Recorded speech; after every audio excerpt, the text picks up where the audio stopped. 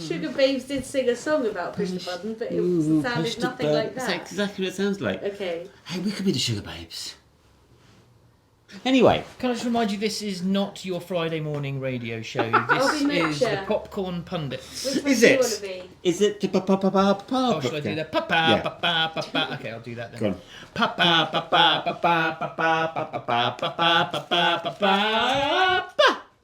Popcorn Pundits. Podcast. Nikki, what week are we on? 48. 48. I keep telling people that. We go, I've done a podcast. And they went, really? I said, I was 48. And they look at me and go, really? Needy much? Yes. Not much of a life then. You haven't been out much recently, have you, in the last 48 weeks? Yeah, I said I'd do it. They go, oh, I didn't hear it. I'm like, yeah, there's another 46. That's fine. You can catch up. You know. There's loads of content if you like it. You can catch up within a month and a half. You'll be fine. Who are we and why are we here? We are the Popcorn Pundits. We are a trio of cinema-loving pirates. That's what we are this week. You're a gay sailor. You're not a pirate. I was going to say.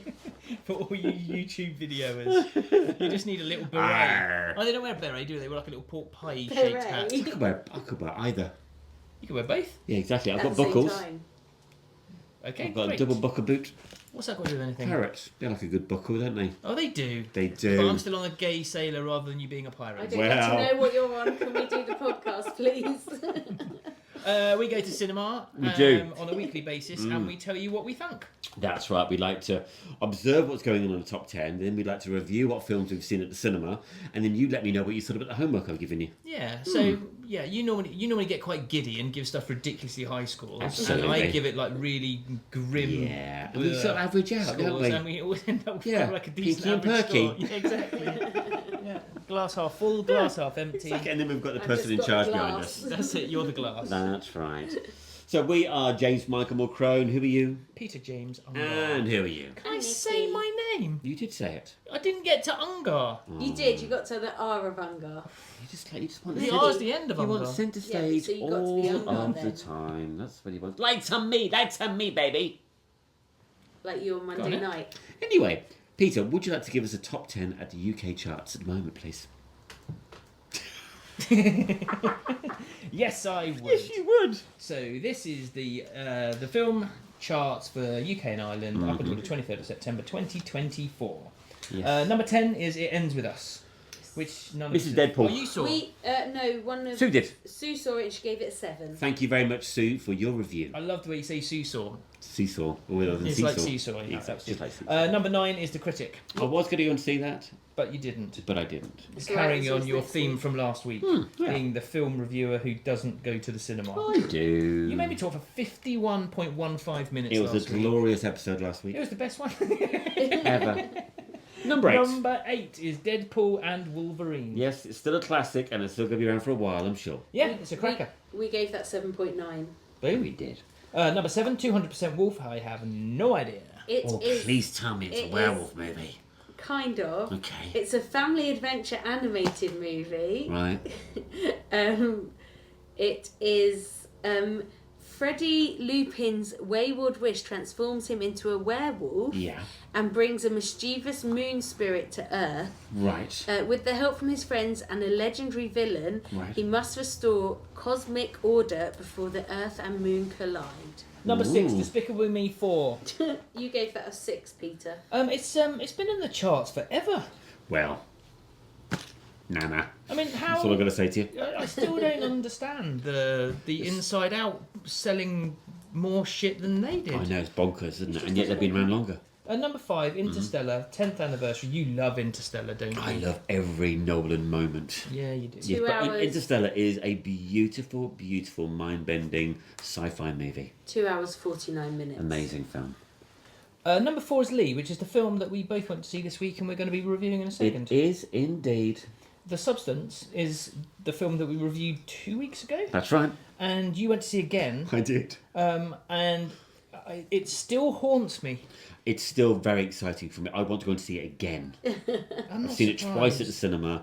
I'm encouraged. If you haven't seen this film, and if you'd like somebody to sit next to you, give me a shout. Yeah. I'll go and watch it with you. It's a horror comedy, isn't it? Really. Yeah. But it's a very dark. It's an absurd, It is gory horror. Yeah, That's what it is. Yeah, absolutely. You gave it 8.4. But with very, very serious undertones and a message, I think.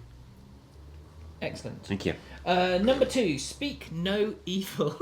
Was given a 5. That Nobody may likes change. you. That may change because we have Classic had Unger a arsehole, review that in was. from Tom. Oh, okay, cool. So the Perfect. score of 5 may change for Speak No Evil. Okay. Okay.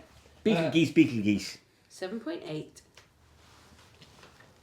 And that is our top 10. That's right. Number UK 1 and is Ireland. Beetlejuice. Beetlejuice. That's indeed. Go, Michael. So we're kind of heading towards Halloween now, aren't we? Which is We Best are. time of the year. Yes, we're looking forward to Joker 2. Yes. We're looking forward to Nosferatu Yes. with the Skarsgård. Yeah. Another one with a Skarsgård. Yes, indeed. The old funny eye Skarsgård. Right, should we go on with this? Let's talk about Lee. Let's talk about Lee. Why don't you give us a small rundown of the story plot, and then I'm going to throw in with some notes that I've made, as you can see. Sure. Okay. So basically, this stars Kate Winslet playing Lee Miller, who is wowzers, and that's a lot of notes there. It's all right. James. I won't use them all.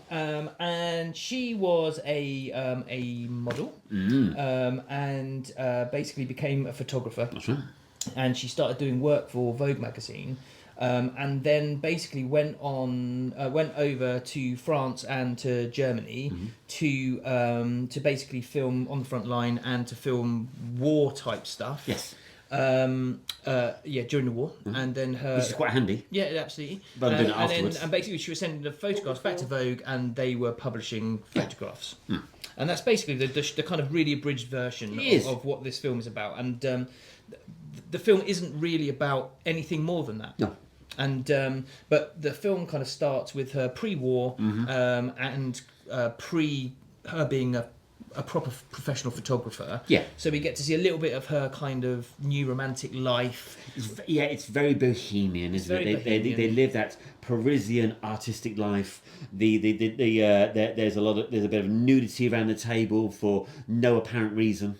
Yeah, because I had it south of France rather than Paris, because the nips weren't that pokey, were they? I mean, Yeah, it's quite a nice sunny. I think it was Sunny in the scene. I think it was in the summer, just outside of Paris. I think it was. Fine, yeah, great. But yeah, so basically these are proper bohemian finger-clicking Beatniks. beatniks. That's right. They love their jazz. They're They all love their artists paintings, and darling. poets. They go around naked. They don't really care. They're libertarians, and they smoke so much. Yeah, and Lee Miller is she's kind of like the queen pin of this group, isn't she? She is, really, absolutely. And she's very opinionated. She's not shy. She's not backwards in coming forwards.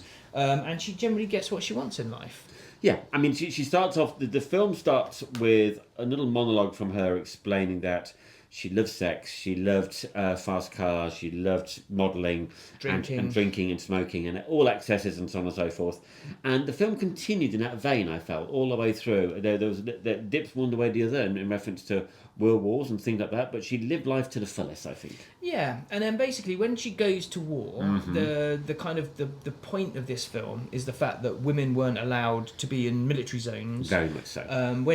When she's photographing everything that's going on over there, and she did actually make her way to the front line, and she's basically very much a bystander or a backstander, apart from a couple of moments when she gets a bit too involved in stuff, and then she's basically to get that perfect manhandled shot out of the way, Yeah, and basically for say, what are safety. you doing here? You're a lady, and then basically when she actually goes to the camp in Germany, she disguises herself as a man to basically get into the debriefing of what journalists and everything are allowed to do. That's right. And then she kind of forges a bit of a relationship with the head of media, and therefore she's allowed to kind of do more than she should really be allowed to do. Oh yeah, she broke a lot of barriers down by just basically sneaking in places and being tenacious in her own way. The importance of her in this is the fact, A, that she was a woman. Yep. So we got to see a woman's perspective of what happened during World War II.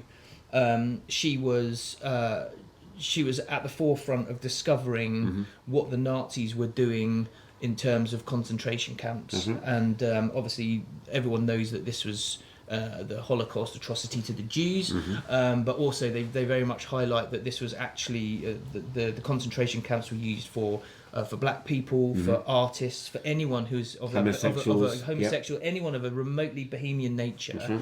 And she sent images of this back to the UK to basically expose it. And we'll stop that bit there. But so that's kind of the story bit of it. Yeah.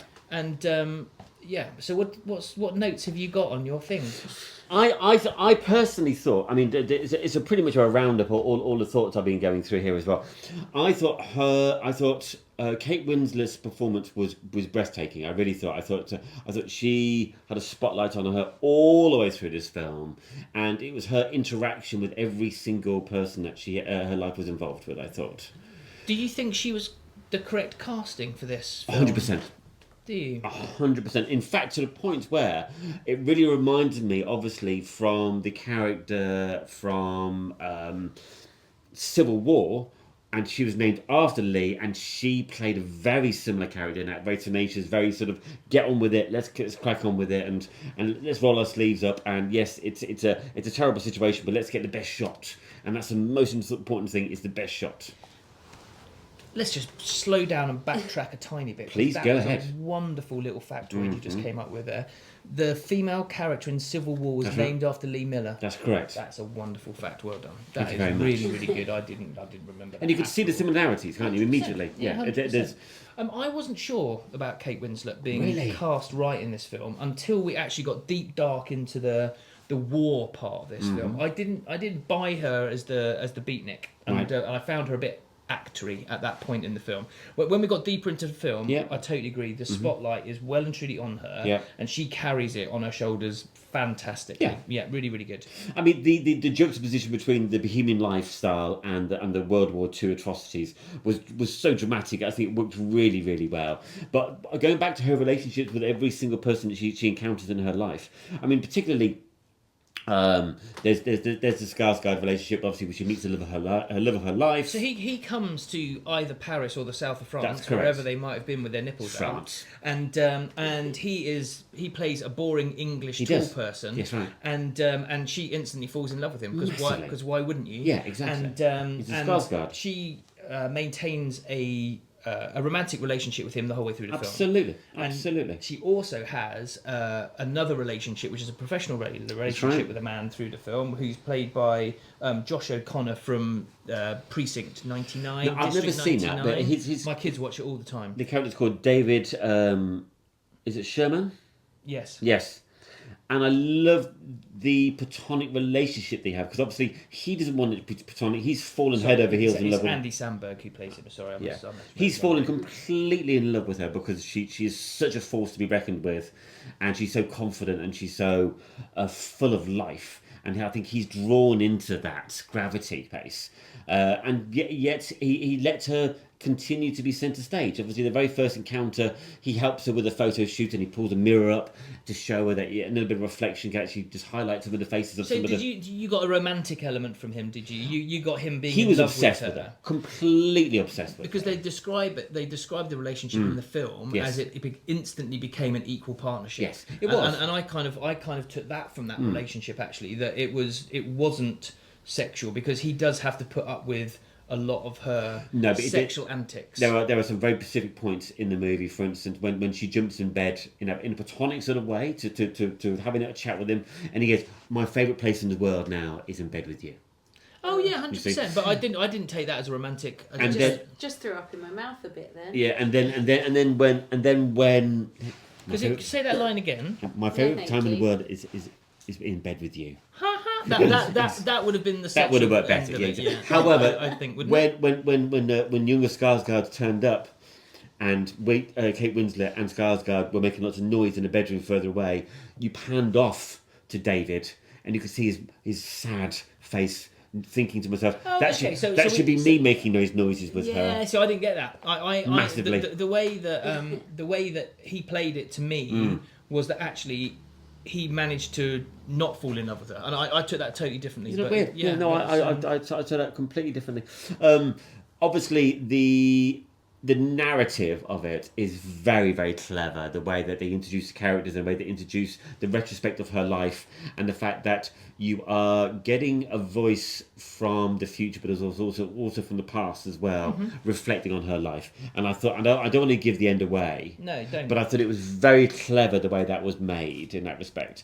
The only fly in the ointment for me personally, and there is only one really fly in the ointment for in this film, is the shots and the styling of the clothing and everything about it seemed a little bit too modern. It felt to me that it didn't have that. Traditionally, there's usually an element of cliche World War II edge to a filming when they're producing a World War II film. This didn't have that at all. There was no cliche with it at all.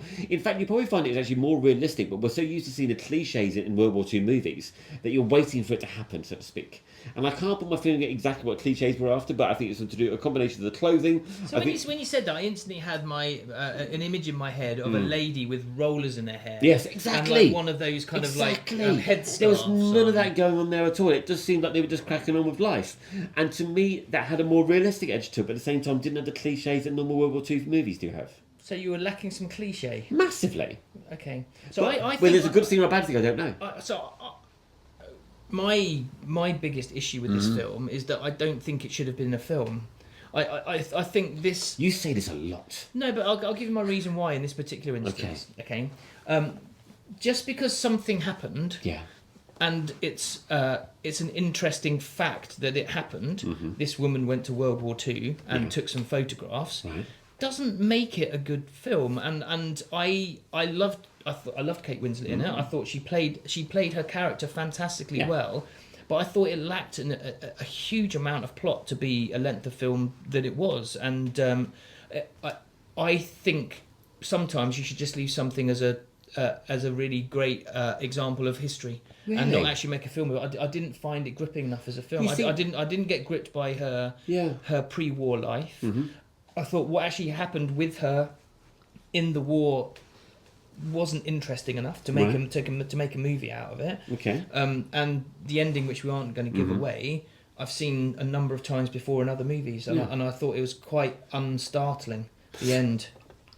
It's not going to win any awards. It's not. And it's not going to win. It's not. She's not going to be nominated for an Oscar. But I personally feel that it was a very fresh biopic of somebody that I didn't know a lot about.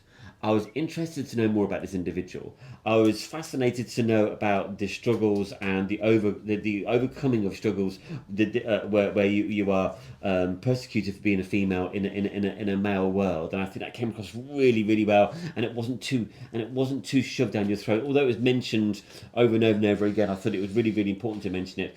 And I felt that the pace of it worked really well. I think the character development worked really well as well. It's just on that point. Okay, so we've got a real bohemian character, larger than life. Yes. Yeah, and she starts having a relationship with Roland. Yes. And it's the most paffy relationship I've ever seen in my entire life. Right. It's the most anti-bohemian rock star lifestyle relationship that I've ever seen. That's what happens. It's boring. It's what happens, baby. Skarsgård is dull as dishwater. That's life, lovey. It's not. It is. Well, it doesn't make for a great movie. It's not all swings and roundabouts and fireworks, darling. Sometimes you just crack on with work. You get your powdered milk out and take a photograph. Sorry, for me, the romantic relationship didn't work in this film. Wasn't sensational enough for you. There was no chemistry. No. There was no chemistry between the two of them. And the other one, with David Schwimmer, was also not a particularly... You didn't get enough about the relationship between the two of them. I thought it was really, really lacking. I think she had interactions with people rather than deep relationships with people. Apart from the two main relationships in her life, which were... Vogue editor. But I'm talking about the two male characters. She had fleeting relationships with people. You're absolutely right. But the two main characters in her life, I didn't feel those relationships were explored. Well, agree to disagree on that one. I feel. I also felt that the portray of the holiday, the horrible scenes you usually see from World War Two, from that part of World War Two, and we've seen these images, quite a few times now. And the way that they were portrayed, and the way that they were filmed, and the way that they held back and holding some of that footage back, and then they showed it near the end, I think that worked really, really well. They didn't sensationalize. There was no sensationalism with it. It was done. I think it was a very respectful movie to the character. Yeah, you're right. That was done very respectfully and very classily. I can't disagree with that at all. Yeah, and goy, that girl can smoke. Oh yeah. I've never seen somebody smoke so heavily in a film. Yeah, she had more relationship with cigarettes than she did with Skarsgård. She did, absolutely. So there you have it. So the only final one for me that is almost it didn't feel like it was. It didn't feel like it had that historic sort of reference, and it felt a little bit too modern. The film references I'm going to give you are the 2016 movie The Hidden Figures, which was a beautiful film depicting the female characters that.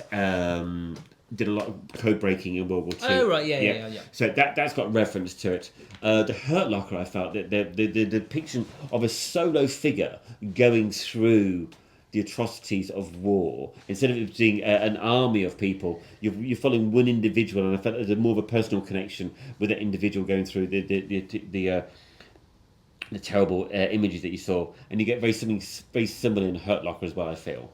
And Atonement as well, because obviously that's references to female figures in World War II as well. So I think it's very clever, very classy. You don't necessarily see it at the cinema. I think it's a Sunday afternoon movie. The reason you're saying that is because it's really average. If it was better than average, you'd be telling people to go to the cinema and watch it. And not necessarily. This film, I think. No, I think you're putting words in my mouth. Should we go for the scores? Yes. Should we? Yeah. 7.4. 6.8. It's just so average. 6.8. That makes it 7.1. Yeah, I just feel this film could have been a lot more than it actually was. I didn't think it had to be. It doesn't always have to be smash bang wallop. What a picture. Oh, that's not the more I'm talking about. Okay. It is 6.9 on IMDb. Oh, so we're fairly close. So not too close. Yeah. Did you enjoy it? I did. I wasn't doing a Nicolas Cage high kick on the way out. I just felt a little bit thoughtful. I thought, okay, I've seen a good movie. Any more facts for us, Nikki? I was just going to say that you didn't reference One Life, and I think that's quite a good reference point for it. And I think that was, in my mind, that was a little bit of the emotion that maybe I was lacking from it. Okay. I would have liked to have come out feeling a little bit more thoughtful than I did. Didn't really care enough. Okay, it was about her though, but it wasn't about them, though, wasn't it? One Life was about You're very fighty today. Okay. I like it. The production was granted full access to the Lee Miller archives with full cooperation and trust from Miller's family. Several of the stills that appear in the film are in fact photographs that Kate Winslet took on set. And it's obviously based on the lives of Lee Miller, which is the biography of Lee Miller's life. During pre-production, Kate Winslet personally paid 2 weeks of the crew's salaries with her own money due to the film's small budget. What a good girl. Isn't she? No. What I did like was there was a nice juxtaposition, okay? You say nice jugs. Okay. Well, there was that as well. But there was a nice juxtaposition. If you think about it, okay? Kate Winslet is playing, okay, an elderly lady in this film, okay, talking about the past, okay, and she's been interviewed by somebody, okay, which to me was a beautiful homage to the Titanic. Oh yeah, okay. Just two more things quickly. The closing credits have some what happened to explanations and some of Lee's original photos, often alongside the ones which were recreated for the film. Yes. Thank you. Yes. I clocked that. Obviously, Roland Penrose was played by Alexander Skarsgård. Yes. We do not need to discuss his IMDb photo, but it's an interesting one. It is an interesting one, isn't it? Yeah. Do you know who was originally cast for it? Oh. Okay, so I would say, Andrew Scott would have been good. He would have been good. Yeah. Who? Peter? Oh, I don't have a clue. Jude Law. Do you know what? I could see that. I can see that. Put a wig on him, that man could do anything. And a napkin. Yeah. Oh, and the name I got wrong earlier on. Yes. I said Josh O'Connor. Josh O'Connor is from Challengers. So he's one of the tennis players in Challengers. And He is. Yeah, and actually I thought he was quite good in this. Didn't he? He was. He was the nasty one. You know, the one who puts the tennis ball in the V of the tennis Yeah, racket. no. He in Lee, he plays one with the dark curly hair, doesn't he? He does. He sits on the sofa and talks to Lee. That's right. Exactly. Everyone puts the tennis ball in the V of the tennis racket. Only if they fuck someone's girlfriend. Oh, I've been doing it all the time. I've fucked a lot of girlfriends then. Wow. I don't even play tennis. Have you I've seen been doing that Challengers? since I've started playing I don't even tennis. play tennis. That's the reason I I've took been doing tennis it. up. He looked too much like Prince Charles to me. Okay, you're in a funny mood He today. really looked like Prince Charles. Okay. Like a young Prince Charles, 1970s Prince Charles. Okay, and Yeah. that's a problem for... Well, I don't know, maybe. Security? No, that's Prince Andrew. We've had 3 reviews in. Yes. Let's So, do it! Tom Brown has reviewed Speak No Evil. Yes. Lawrence has reviewed The Substance. Yes. And so has Hannah Tucker. Oh, So, right. where should we go with this? What's Hannah Tucker sent a review for? Substance. No, she hasn't seen it. That would have been Lee then. What was it that she... She went to see Lee with me last night. Oh, okay, maybe it was Lee then. Okay. I thought you said I earlier think- it was Substance. Well, we're on the... Oh, no, Hannah certainly hasn't seen the Should substance. we add some reviews of Lee to start with? Please, please. Okay, so I believe this is Hannah's. Go for it, Hannah. Hi, this is Hannah's review of Lee. I knew very little about this film, so having now seen it, I was amazed that there hasn't been a Lee Miller-inspired film before, as the story is hugely compelling. I thought Kate Winslet was incredible playing Lee Miller. She played this character with so much emotion and fearlessness, and I was completely drawn in by her performance. Loved her in it. For me, Andy Samberg's performance as Miller's fellow photographer Sherman was a huge standout. I only knew him from his comedy role in Brooklyn Nine-Nine, but his portrayal of a war photographer is emotional and raw and awesome, and I definitely like to see him in more serious roles after this.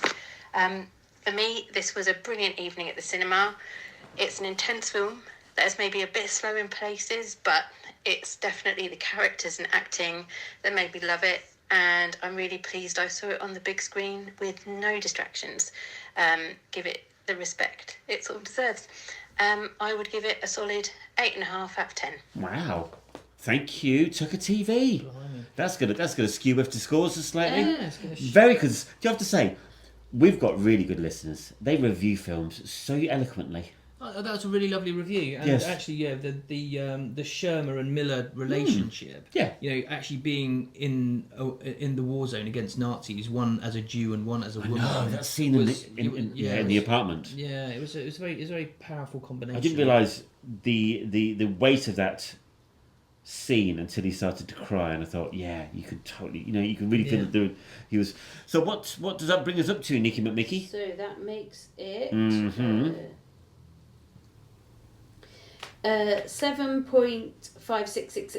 7.566666666666. So I've made it 7.6. Thank you very And much. is that the only review of Lee that we have? That is the only review. Right. I believe that So we that's have. where Thank we you. sit it. That's where we sit it, unless somebody watches it next week. Well, yeah, Yeah. of course. Your job out there, the listener, to get back to us. Now, what else Bring do it we back have? down to where it needs to be. So we have a choice of Lawrence, who reviewed The Substance, which you guys reviewed last week and gave it a 4.8.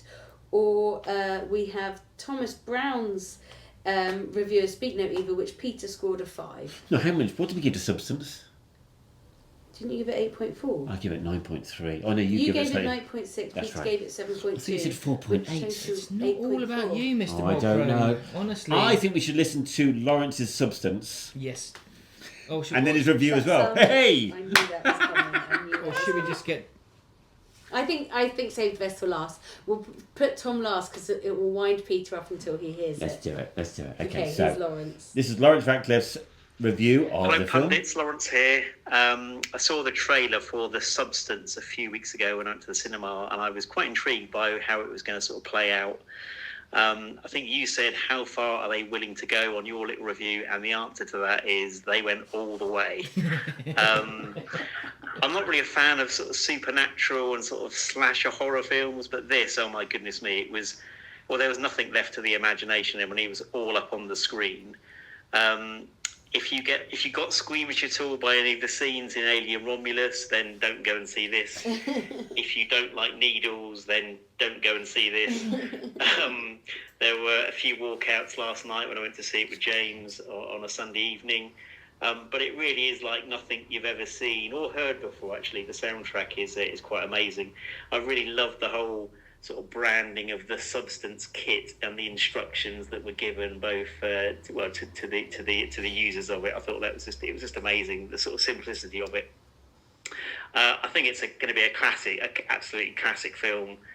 I'm giving it a solid 9 out of 10. I'm definitely one of the people who love this film. Keep up the work, guys. Speak soon. Cheers, bye.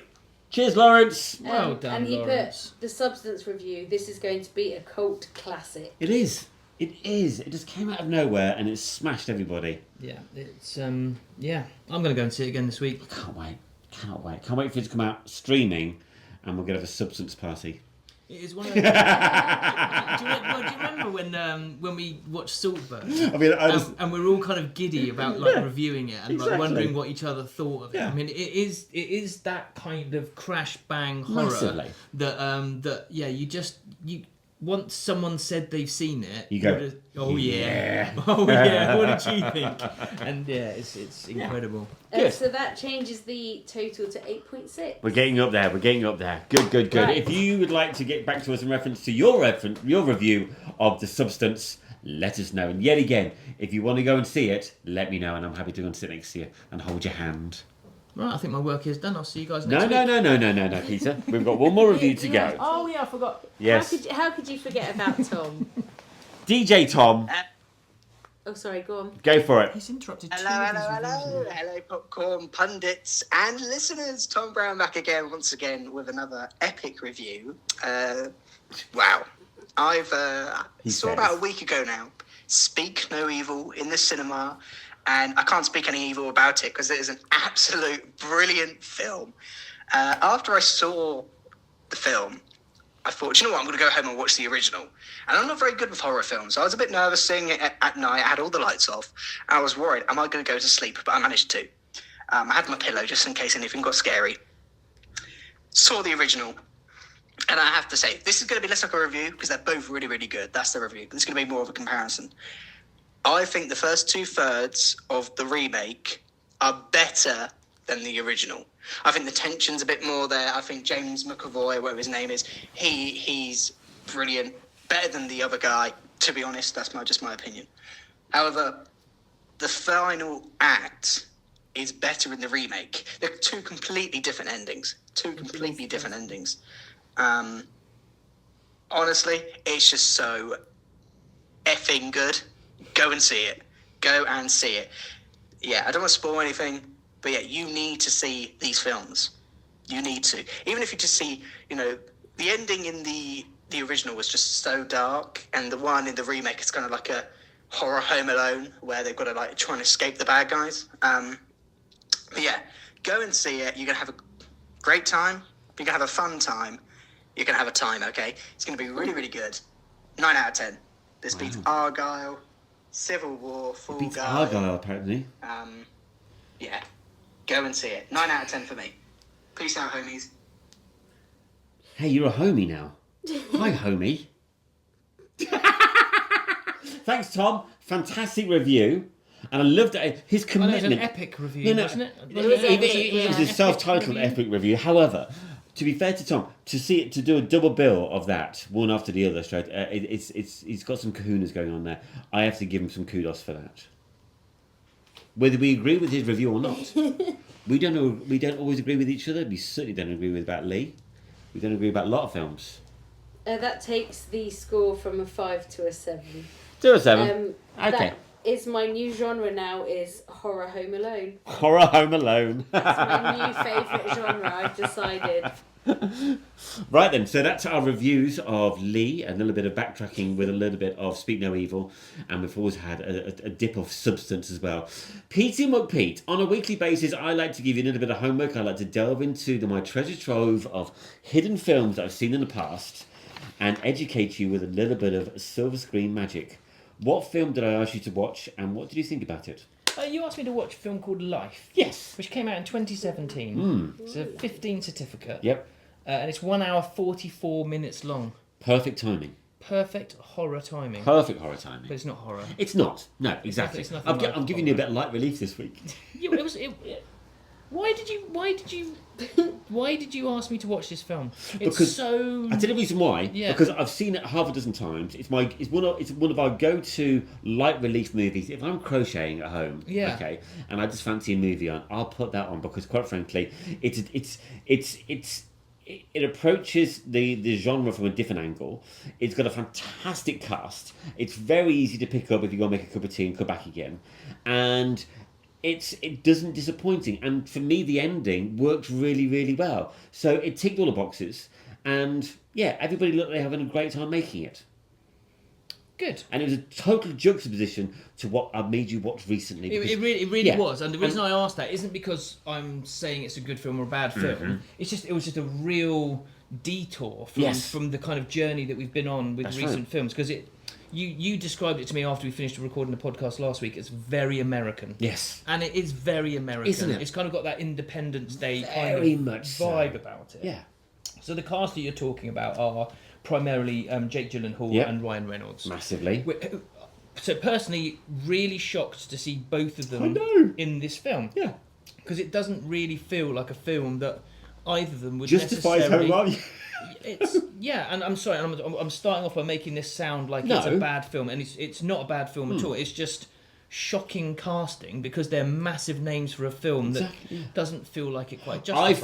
I feel it was a tail end of COVID, and I felt that he got a good crew of actors together, and I thought, right, let's stick them in a studio where they could be in their own little bubble and make this movie. Let's crack on with it. I feel that was the end. Yeah, absolutely. And so basically, we're on a space station, which is circumnavigating Mars, and basically they have been charged with taking soil samples from Mars in an attempt to see if there's any evidence of alien life forms. Yeah. And it's a really, what could possibly go wrong? It's a really simple premise to a film, and it's really funny because there's like a bit of excitement at the beginning where there's a collection vehicle from Mars has gone AWOL and they managed to collect it, and so they kind of get that little bit out of the way, and then there's this kind of like really calm, peaceful, scientific lab hub and kind of like hubbub in and there's a lot of them, isn't there? There's a lot of the spaceship. To me, feels quite small. Well, there's 6 of them. I know, and it's like this compartmentalized space station, so everything is kind of lock-offable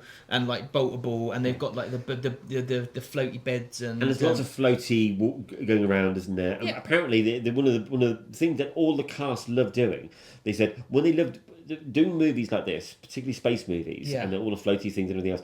What the actors really love doing is they spend 6 weeks not wearing shoes because they're wearing socks. Yeah, and they love it apparently. Okay, that was the best thing about making this film. So, all right, okay. Yeah, carry on. What did you think about the floatiness? Did you think it was good floatiness? I think do you know what? It didn't distract me. It's obviously distracted you. It did distract me a little bit. So there's one scene. Yeah, you've seen a lot of floaty movies, and I thought the floaty in this was a little bit disappointing. There's one bit right at the beginning where we first realise that they're floating. Yeah. Where Jake Gyllenhaal basically goes past the glove and the glove rotates. Yes. And I was just like, right, okay, they are going to ham up the floatiness. Yeah. But then basically for the rest of the movie you can just see that they're on 2 ropes and they've kind of erased the ropes after in post production. Yeah, I didn't get that. I didn't see that at all. I did get that a bit, but again, I'm making this film sound worse than it is because it's not a bad film. Okay. So we're now in the lab. Yes. And they find a single-celled organism. Yes. In one of the soil samples that they have taken from Mars, and they've got it in one of those incubator things where you put the rubber gloves through. That's right. And the guy called the character called Hugh, who's played by Arion Bakare. He's a very good actor. I like him. He's the he's the standout actor in this for me, actually, and he's kind of like the head scientist. Sure. And he discovers that through changing the atmosphere and feeding this single-celled organism that he can actually brought it back to life. So not only have they found evidence of alien, they've also regenerated it. Yeah, and there is a celebration on Earth Aren't they just? Everyone is absolutely and what thrilled. The only thing that's slightly distracting is that you're never going to get a scientific crew that good looking all together on a ship. Well, I think that's very presumptuous of you to say. Well, that's my opinion. How do you know? I don't know. I don't go around following them, but I felt that there was a little bit like, yeah, they want to be good looking. Well, every science lab I've been to out in space, they've always been well fit. Have they? They have. Oh, I must be going to the wrong science labs. Yeah, I was going to say. Send me your They are details. so fit. It's just like they are so fit. Are they? Okay. Yeah, they are. They're gorgeous. And anyway, so basically, the mood on board is one of childish excitement. Well, wouldn't you? They found an alien. Yeah. The mood in my living room was nervousness. Yeah, Because exactly. you know this isn't gonna You should end have up stopped well. they should have stopped the film then and went, and you will live happily ever after. Yes, that is what should have happened. You know, it's a James film. So this is a slow It is. developing film. Yeah. And basically, this isn't a single-celled organism. No. It is a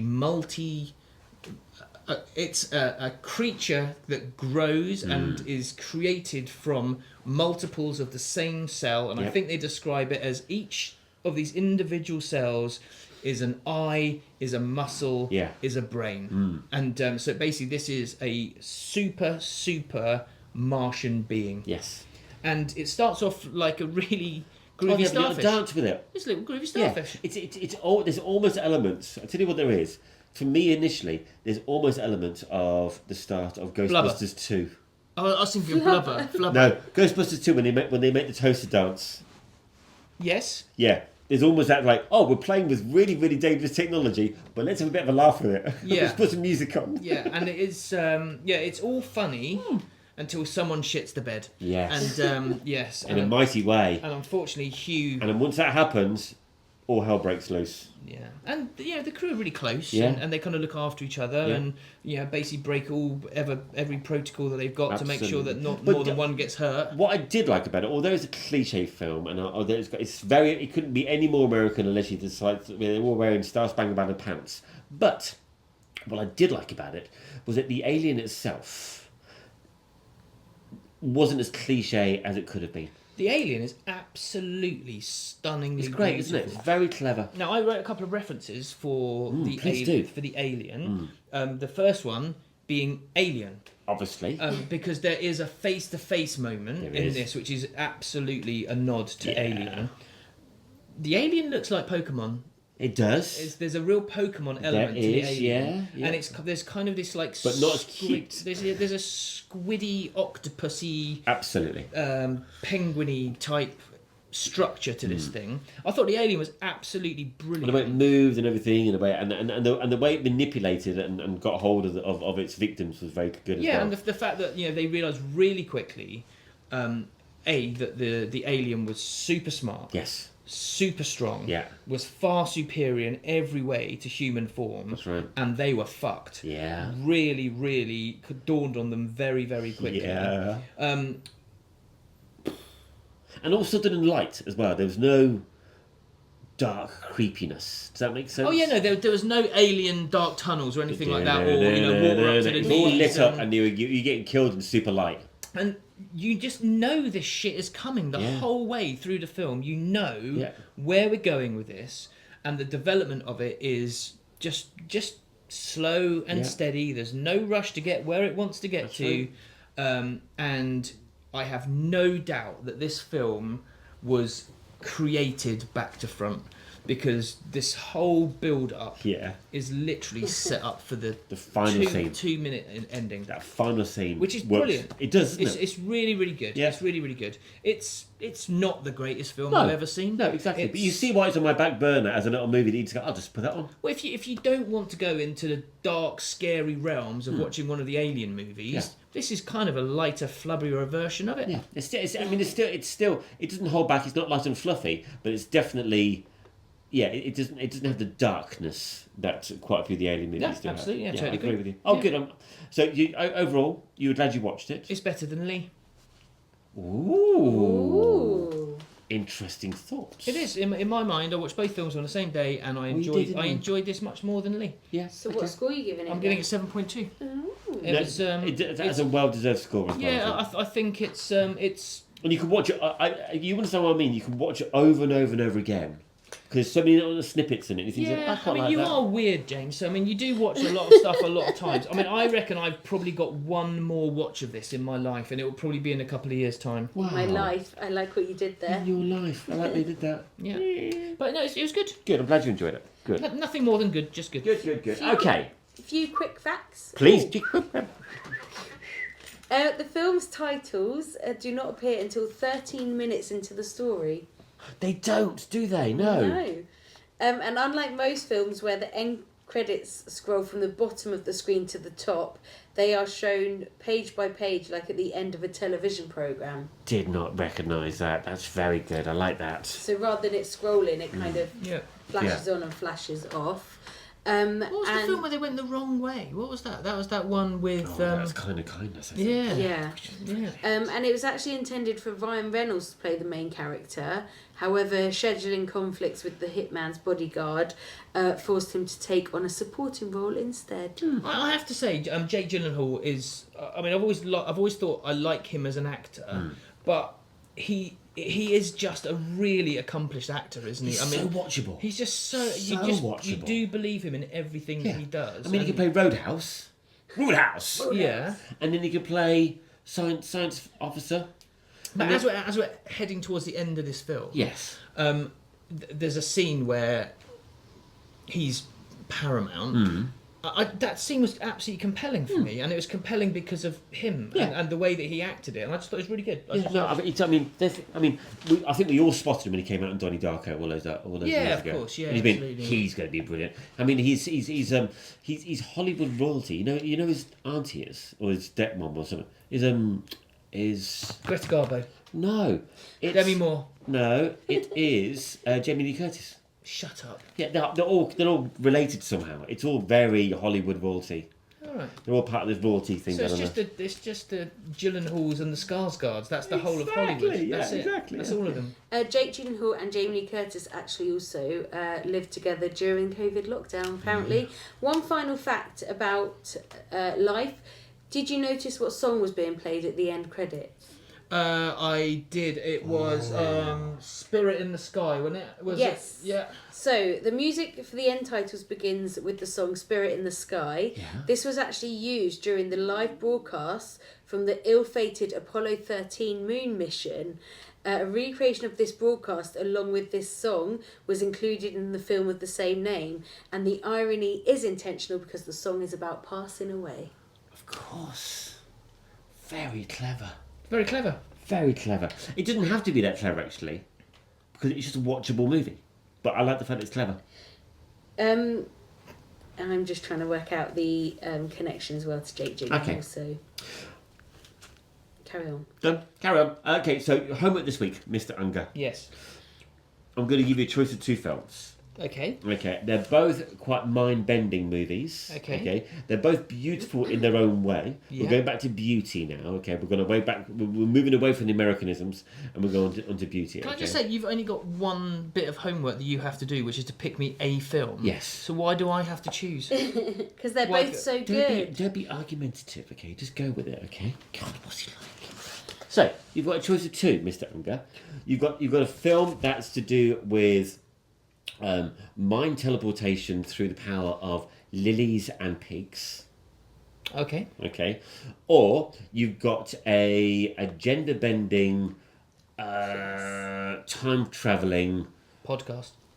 body swapping movie with Ethan Hawke. Freaky Friday. Oh no, that's Lindsay Lohan. When were they made? Oh. Upstream Colour. I think they're both made about the same time. So we've got Upstream Colour and we've got Predestination. I'm going to say Upstream Colour. You've gone weird out of the two. Well done. We're going to do Upstream Colour. This is made by the same people who made Primer. Remember our wonderful time travelling movie, Primer, made by the same people. Okay, and where would I see it? It is available. I think you can rent it out on Prime, and you can also see it on Freeview as well. It's available free of charge, apparently, on Prime if you have a subscription. Oh, is it? YouTube, Google Play, and Apple TV. And the word colour is the American spelling, not the English spelling. So it's upstream colour. So it's not about you. No. And then with regards to Jake Gyllenhaal and Jamie Lee Curtis, she's actually his godmother. Oh, there you go. So she's been really close friends to his parents. Who are his parents then? Are his parents famous? Gyllenhaal. And how do we pronounce Gyllenhaal? Because the way it's Mummy written, and Daddy Gyllenhaal. But the way it's written and the way it's said, look, is very different. I want it to be said the way it's written. Go and say it. Gyllenhaal. Oh, I like the way you Could did be. that. Yeah, it's Gyllenhaal, which I think is a beautiful surname, and he should start adopting it. You're so bossy, isn't he? It's not bossy, it was just a suggestion. It is a bit bossy, isn't it? Are we finished, Nikki? No, I'm just trying to work out how you pronounce Gyllenhaal. Right. Tell you what, you did the papas, and Nikki can finish with the pronunciation.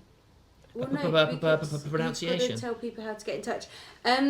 So his parents, it's director Stephen Gyllenhaal and screenwriter Naomi Foner, Foner. Or Foner, as you would say it. As who would? Turn up in a bad mood and try and put it all on me, honestly. Apparently, it's actually pronounced Gyllenhaal. Gyllenhaal. That's not far away from my That's not pronunciation. very So far, close to to be where you fair. pronounced it. Yeah, So I like close. That. Good. I'm going to say that from now on. Gyllenhaal. Gyllenhaal. What are you going to watch at the cinema this week? Oh, yes. Yeah, we're watching some random shit this week, Oh, yes. We're watching Keep Us Close, is it? The new Halle Berry movie. Yeah. And then I'm going in the evening to watch something else as well. Oh, I'm going to be... Oh, yeah. So I'm going to be watching the third instalment, or the fourth instalment, because obviously they've made so many instalments now, but in different guises. 3, apparently. No, because you've had 1 and 2 by the same actor, and then you've had a third one which is made by a different actor, and then this fourth one now is by a completely different actor completely again. This is a new version of Hellboy. They've gone back into a more horror version, and I think they're using sort of a crooked sort of... Oh, no, I was just going to ask you a question when you finished, but that was I'm about to ask you a question, but I'm waiting till you finish talking, and then you finish talking, so I will ask you my question. You're about to sneeze. Wow. Is it a remake of the first one? No. Then? Complete new story. Okay. It's all set in the forest. The crooked man, apparently. It's called The Crooked Man, isn't it? Yeah, I think so.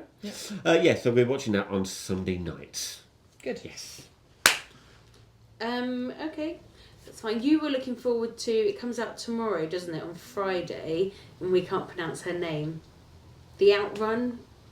Saoirse Ronan. Oh, yeah. Is that out tomorrow? That's out tomorrow. Oh, the trailer looks September really 27th. good. Yeah. Okay. Oh, sorry, did I skip you? And how can people contact us? Peter. Oh, just Instagram me. There you go. Just you, no one else. Instagram Peter. No, you can leave a comment for us on YouTube underneath our little video. Yep. You can contact us via our Facebook page. You can DM us on Instagram. That's right. You can push the little magic button when you go onto the page of our podcast streaming platform. Wow. It says message. We don't know who you are if you do that, so please leave your name. Or don't. Oh no, that's terrifying. I like it. Yeah. We'll know if it's Tom, won't we? I might start messages to myself and then forgetting it. Well, no, because I pick up the messages. Yeah. And I know your number. And or you can just message us personally. Okay. Yeah, on WhatsApp. You can download us on Spotify, which I think is fantastic, and also Apple. Apple Podcasts. Yeah, I know, it's amazing. And isn't Google it? Podcasts. We're and great. Pretty much anywhere, any streaming service that you use. As Next Peter week's says. week 49, isn't it? I would hope so if this week's 48. Yeah. Papa, papa, papa, papa, papa, papa, papa, papa. Popcorn Pundits, week 48. You were nibbly today. Did you not get enough sleep? That was good, actually. Yeah, you